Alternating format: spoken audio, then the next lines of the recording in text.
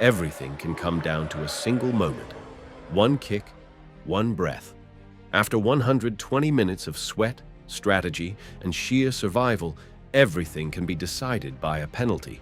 A player kicking an uncontested ball, a goalkeeper guessing, and a stadium holding its breath. So what's the problem here? The modern penalty is brutal. It's high stakes, low action. The odds heavily favor the shooter. For fans, it's heart-stopping, but for neutrals, it can feel anticlimactic. A game can be dominated by one side, only for it to be decided by a few isolated kicks. There's drama, yes, but not always justice, not always entertainment, and definitely not skill in the broader sense. But it wasn't always this way. Back in the 1990s, when Major League Soccer launched in the United States, they had a bold idea. They needed to attract a new audience and thought draws were too boring. So they invented their own solution, ending each draw with a penalty shootout, but not with a kick from the spot. Instead, they liked the idea of a real 1 versus 1 duel. The attacker had 5 seconds to score, starting from 35 yards out, like a hockey shootout. The keeper could charge, and the striker could dribble, fake, chip, hesitate, whatever it took.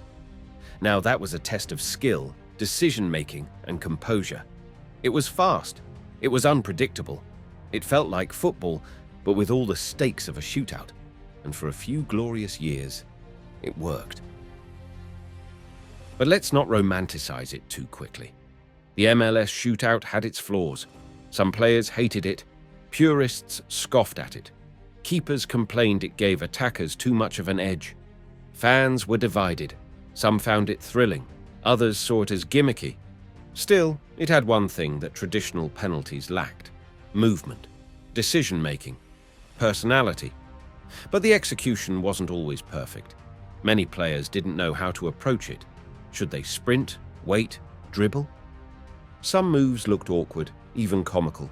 And when players panicked or fluffed the ball into orbit, it became meme material long before Twitter existed. And for a fairly newly established league in need of new supporters and a solid brand image, the controversial penalties had to take a hit. In 1999, after just a few seasons, MLS pulled the plug. The shootout was gone. Traditional penalties returned. And with it, that same old question: should a football match really end with players taking a static shot from the spot? Though MLS buried it, the idea didn't completely fade. In fact, it left a quiet mark on the game. Many players and coaches, especially those who played in that era, spoke of how the shootout felt fairer, more like football. And with the rise of social media, clips of those wild shootouts started circulating again. Younger fans discovered this forgotten relic, and many loved it. They compared it to FIFA's Be a Pro mode or futsal's flowing duels. Even in Europe, murmurs began. Could we try it again? Just in friendlies, in youth tournaments? As modern football gets more analytical, more tactical, and more data-driven, the argument for something more expressive, more human, starts to make sense again. Here's the thing. Football evolves. What was once radical can become tradition, and what's considered tradition might just be a temporary norm. The MLS shootout offered something football is now craving: excitement that reflects skill, a final moment that's not static but dynamic, and most of all, something fresh. Imagine this year's Champions League final going to a shootout, not with stutter steps and hop skips from 12 yards, but with Lautaro Martinez running at Donnarumma from halfway, one-on-one, no guessing, just football. It might sound absurd, it might never happen, but then again, so did VAR, so did 5 subs, so did Saudi Arabia buying half the Ballon d'Or shortlist.